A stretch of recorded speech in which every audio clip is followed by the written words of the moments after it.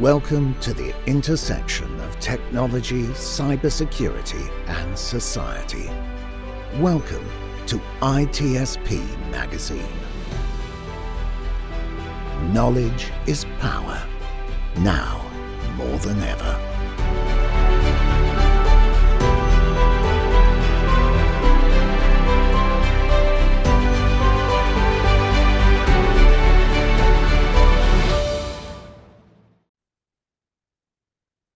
Hi everyone, my name is Chloé Messdaghi, and I am your host for Secure Your Strategy podcast with ITSP Magazine. And I have my wonderful guest with me today. Rich, do you want to tell the lovely people a little bit about yourself? Yeah, and firstly, thank you so much for the invite to join you. Pretty excited for the next 20 minutes or so.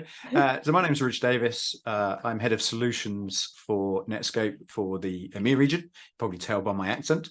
Been in cybersecurity for longer than I wish to, probably over 20 years now, through various different fields.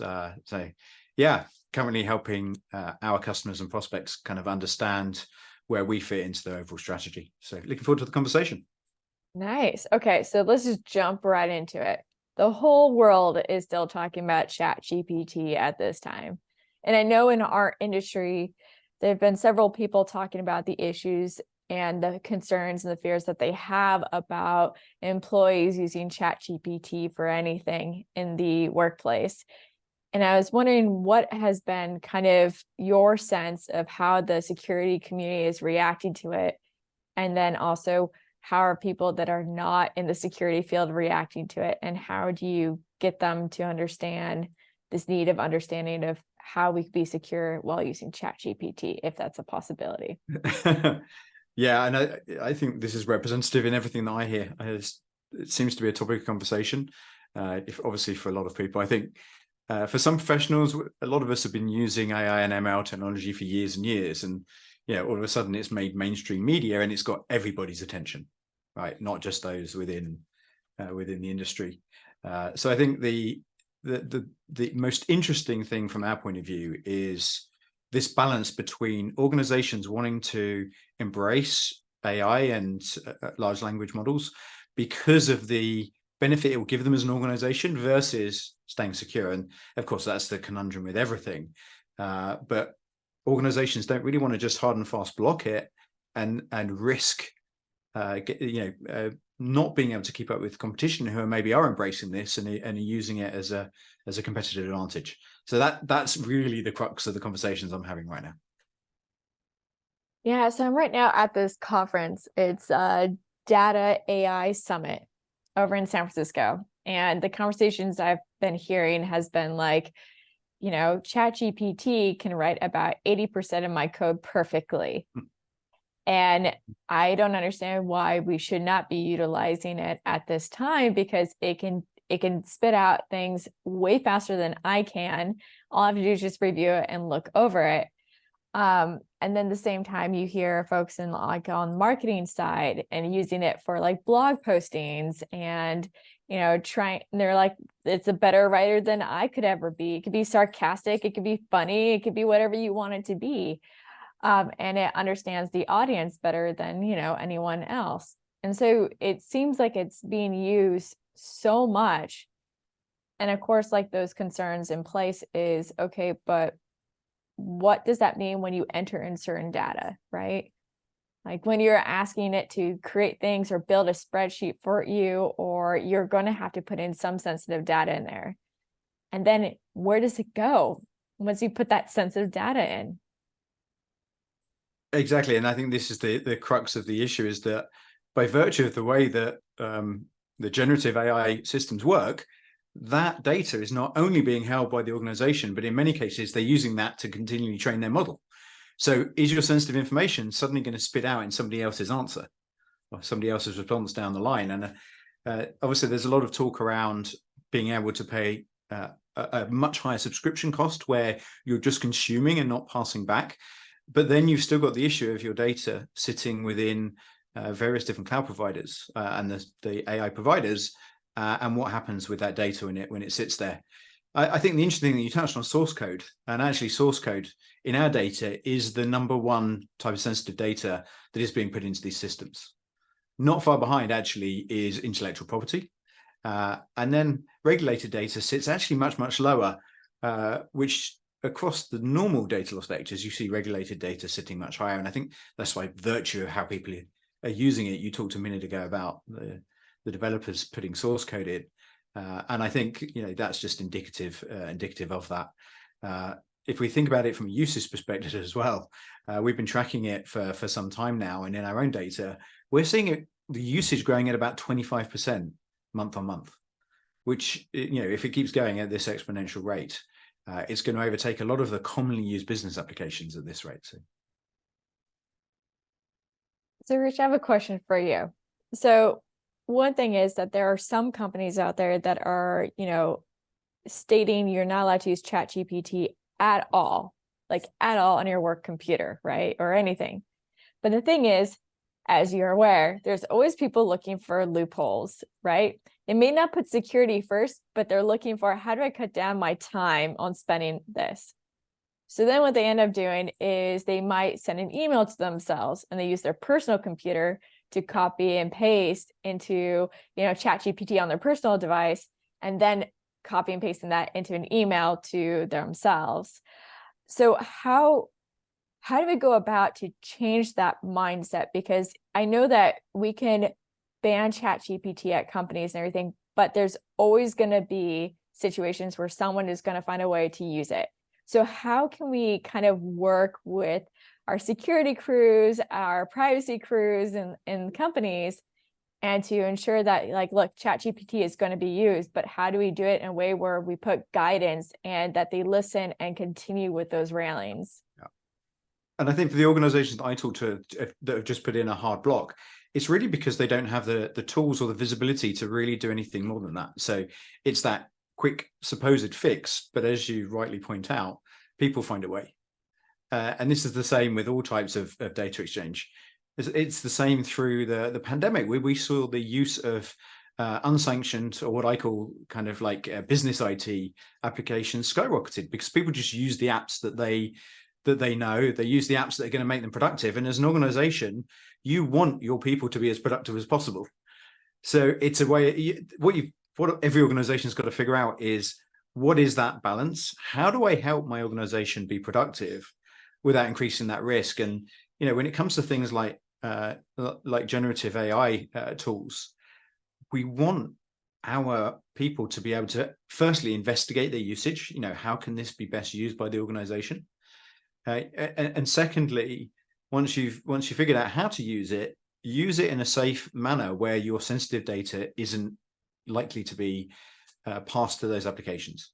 So most organizations have an idea of what the sensitive data is that they need to protect, whether it be intellectual property if they're in certain industries, or financial information if they're in financial services, or source code, etc.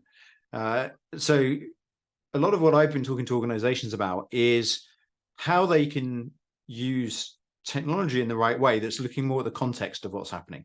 And this goes beyond just the use of these types of tools to use of a lot of SaaS applications out there.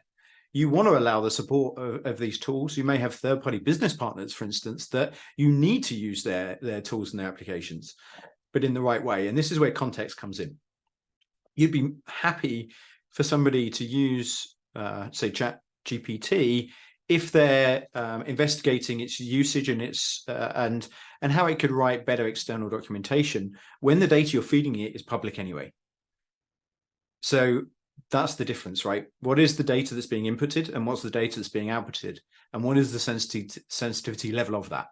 And that means that, first and foremost, you've got to define what your policy is as an organization, and then you've got to use the right tools, therefore, to allow that policy enforcement to be put in place. And at the point I'm at now is the point where organizations really have got to the point where they're now enabling its usage, but putting these guardrails around it.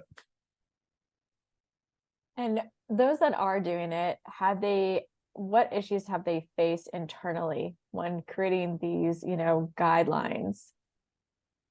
Yeah, I think a lot of the issues come down to just not knowing or not having visibility of where their data resides today, and the comfort level with various different parts of the organization. especially when you're thinking about legal departments and signing off on this type of usage. They will have their own opinion. Often they're a lot more cautious than the business and some of the business areas. Certainly those where the business wants to be innovative, they don't want to be held back by that. And that's where I see the biggest friction. It's too early to make these decisions because, it's only been around for 2 months, because that's when they heard about it, not the continued usage and the development of this over a number of years, really. We've had a good understanding of these tools for quite some time. And yeah, that's why we've been able to quite quickly, correlate and start looking at some of the statistics around this. So Rich, you attended InfoSec Europe. What were some of the conversations that you were hearing from folks that are getting concerned about the securing AI ML? And I know and I will break it into 2 groups, right? There's this one group of people that are claiming certain things to be concerned about, but in reality, they actually don't have a clue at all. And I have found that quite a bit since getting into AI ML security. And then there's a group of people that actually are learning everything they can, how ML is designed. So then they're able to figure out, how do we fix this situation? How we come up with better solutions here? And I don't know, when you were at InfoSec Europe, which parties did you seem or thought were more dominated to be heard? That's a great question. Certainly its usage, and actually one of the most attended strategy sessions was one actually run by one of our team, looking at generative AI and securing that. And I think that's just testament to the popularity of such a talk and the relevance to Europe. And for me, a lot of the conversations have been based on security analysts and security professionals, including CISOs, just trying to get a good understanding as to how they can get visibility. We don't even know if this is being used within our organization. How do we get visibility to then go back to the business and say, this is the current state of play, and this is what we need to do about it, and this is the risk to my organization? So I would say that was probably the dominant discussion. Outside of that, I think there was obviously this secondary one of just people being inquisitive, right? Especially at a conference like InfoSecurity. Now, maybe I was in a privileged position where I wasn't really present on our booth, where they would have a lot more of those general conversations. I spend a lot of time with security leaders, and I think that probably sways my opinion slightly. Certainly those that were actually on the booth fielded an awful lot of questions that were, just tell me what the purpose of generative AI tools is, how's this going to affect my organization, etc. So I think we're in 2 camps, and I think it's up to us as professionals to educate people in the right way as to how these tools can be used and the risks they represent. Did you attend any sessions that were around frameworks or policies being made, such as I always mess up the name of this, but it's INSA or something. It's the EU equivalent of NIST, basically. Yeah. Yeah. Did I say it right? INSA? Good enough. Yeah, and I think when you're looking at the frameworks, a lot of people are, even over in Europe, are following NIST as well, and some of the other frameworks. In the UK, obviously, we've got some of the UK cyber policies that we've got to follow from the UK government as well. And that goes on to the more broader question around securing data and knowing where people's data is. And in a way, Gen AI is just one of those, key exfiltration vectors that are top of mind. Actually, when you look at it in terms of overall volume, it's actually still pretty low. Things like personal Google Drives, and you talked about sending data via email, just exchanging data via personal Google Drive is still the highest way that highest volume of data that leaves an organization. So, you got that in mind. Going back to your question, I was privileged enough to actually host a roundtable in the Leaders Lounge, focused around how to use or how to talk to your organization about using Zero Trust. And it very, very quickly shifted to, of course, how can Zero Trust How can a zero trust philosophy or framework help with securing this type of content? And this is, this then goes back to the fact that to secure this type of content properly, we need that context. It's no good to simply be able to allow or block access to the website. More queries actually come via the APIs they're now putting in place to allow other applications to get in. So there's a much broader area you've got to safeguard. And then, of course, the conversation went on to, well, okay, how do we use our understanding of user behavior? How do we use our understanding of the endpoint? How do we bring all of this together to make a much better decision as to, do we allow somebody to use it? And then when we do allow somebody to use it, should I say, what extra policies can we then put in place to actually look at the data that's being inputted to see whether this contains sensitive information? Does this contain source code? Does it contain potential intellectual property? Does it contain structured regulated data, etc.?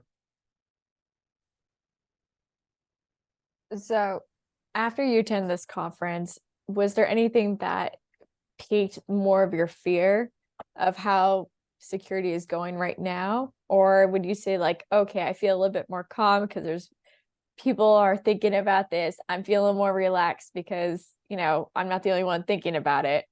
How are you feeling afterwards? Because like right now, at this conference I'm attending, and the reason I bring it up, it makes me very concerned. And the reason for that is like there really isn't too many security companies present at this big event. And so now you have these ML developers that are like, well, how do I secure this thing? I don't know security. I wasn't taught this, so I don't even know how to get started. And so those are conversations that I'm hearing and participating, is the fact that like you're at a tech conference right here and security is still absent in the room. Yeah. And that I don't know. I thought I was already like, being kept up at night thinking about, oh my God, our industry needs to get a lot faster and quicker and cut through the misinformation about AI ML security. But now I'm like, oh no, we got to go even faster than that, because it's not even being really discussed in too many places. And it's just a bunch of, I don't know. How have you been feeling since Info Security Europe about this? Yeah, and I think you made a great point there. If we think about it from a development, a DevOps point of view, we've talked for years about security by design and building, and it's this holy grail. And are we there yet? Well, of course we're not. But so much more is now reliant on API calls to third-party applications. What's within that? How do we actually monitor that? And that really then comes back, and that's why it's got to be so ingrained back into the development teams at a very early stage as part of that design of the tool, the application, and with that has to be an understanding. I think security for so long has been seen as that final step. We've got to get this through security to allow us to GA the application, where of course it should be, oh, we've got this brand new project, let's bring security in at the beginning and let's make sure that we work hand in hand. And I see some organizations doing that and doing it very successfully. Not enough of taking that approach yet to really get there. And a lot of the conversations that I have with CISOs really stem back to, how can we be seen as a business enabler?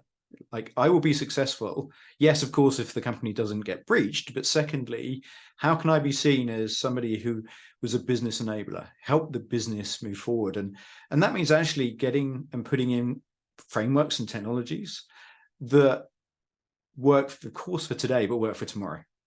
And of course, we can never predict what's coming tomorrow, but there are certain things that we can put in place and certain frameworks. Zero trust as a concept is a great one that will help us on that journey as well, to help us get to that end goal. I like your point about like that whole shift left kind of thing. Have security early on. We're not trying to end the creativity of a product and anything like that, but we've always seemed to be the dream killers in the room, Yeah.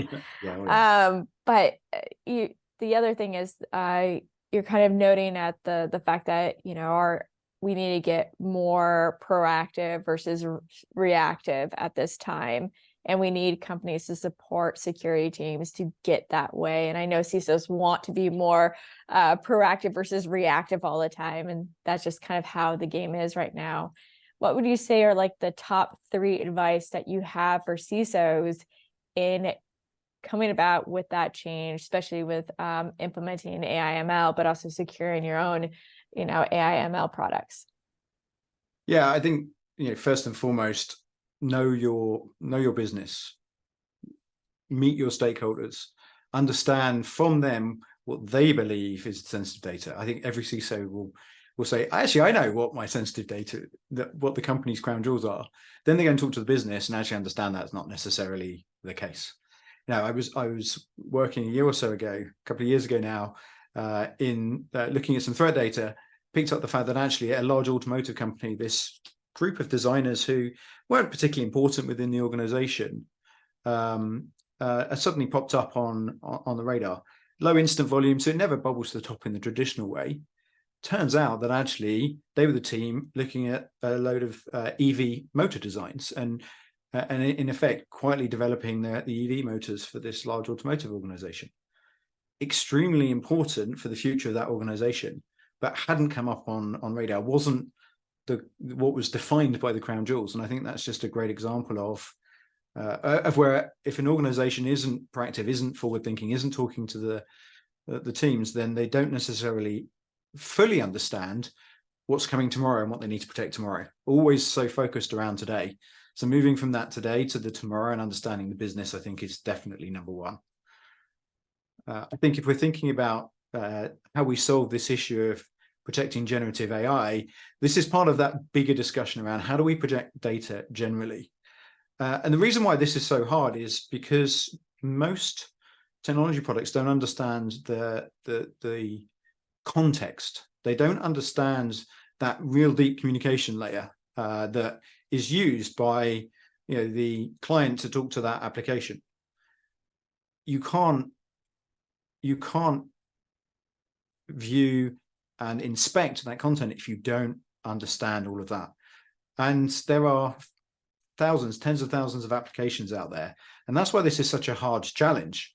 And if we go back to Netskope for a second, since our inception, that's been our focus. Understand the context of the new web, which is now predominantly based around SaaS applications and public cloud. So what I see is organizations now adopting a platform that secures access to data wherever it is, whether it's within your own organization, in your own instance of a public cloud, SaaS application, a third-party application, using a single tool that understands that context. And that's really key to that framework. You build zero trust into that, suddenly you've got this model that you can adapt to anything. Because if you've got a platform that can see, no matter where the data resides and no matter where the user is, that visibility as that, not necessarily the data even moving, sometimes it can just be a call to a platform that says, share this with this email address. The data never goes down and back, so you don't even see it on the wire.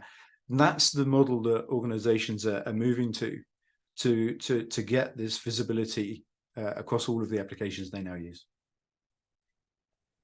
So Rich, what do you think it's going to end up being like in about a year from now when we talk about compliance with AI ML? What do you think is going to be the conversation in about a year from now? Well, I think the situation we're in right now is that organizations are still trying to get that understanding. I think in a year's time, the business themselves, the business is going to have much more of a focus on the usage of these tools. They'll come up with a structure and a philosophy.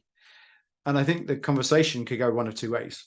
It could either, if security involved from the get-go with the business, then the outcome is going to be very different than security kind of coming into that later down the road. So I think the key conversation we're going to be having in a year's time is most likely similar to the one we're having today, but with a whole set of incidents that have occurred. It would not surprise me if we start seeing incidents appearing in the news, because it's going to take a while for people to look at their estate, to understand their usage, to maybe look at the technology they've got to protect that. And like all of these disruptive technologies, security always takes a little while for everybody to catch up, because every organization is at a different point on their journey, right? And I don't see it being that different. I believe that there's going to be more urgency. I think the fact that we're going to see incidents is going to help people then with the justification of their project or their initiative to specifically look at this area. Well, Rich, I'm going to have to get you back on this podcast in about 1 year's time, and we're going to talk about this last question. Yeah, we'll see whether I'm right in a year. Let's see. I'll do it at Yeah. Info Security Europe with you.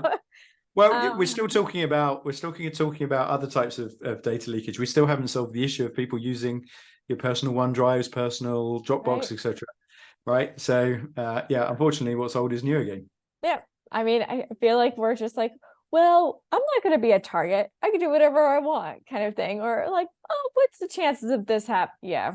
And it's this what ifs that I think all of us in security are always like, and this is why my holidays get ruined every year. Yeah. The best CISOs, in my opinion, are the ones that say it's not if, it's when. Let's assume this and work backwards from there. And I think that's the situation that we face with this is, if we see the usage keep climbing as we are now around the usage of Gen AI tools, and of course it's way beyond just ChatGPT. You mentioned earlier about tools for copywriting. You know, Jasper is one tool that actually we're looking at as an organization within marketing. How does this help be more productive with some of the writing as an early stage? So I think the other thing we're going to see is we're going to see an explosion of tools. Yeah. So this isn't going to be how do we secure ChatGPT, it's how do we secure the 1,000 applications of this type? All the large language LLMs. models. It's going to be exactly. all the LLMs at this point. Well, Rich, it was lovely to have you on here. I am not kidding you. I'm going to have you back on in a year. We're going to continue this conversation. But everyone, stay safe and keep on learning. And I'll see you at the next podcast. Rich, thank you again. It was lovely to have you on here. Take care. It's been a pleasure. Thank you. We hope you enjoyed this conversation. If you learned something new and this story made you think, then share ITSP Magazine with your friends, family, and colleagues. If you represent a company and wish to associate your brand with our conversations, sponsor one or more of our columns. We hope you will come back for more stories and follow us on our journey. You can always find us at the intersection of technology, cybersecurity, and society.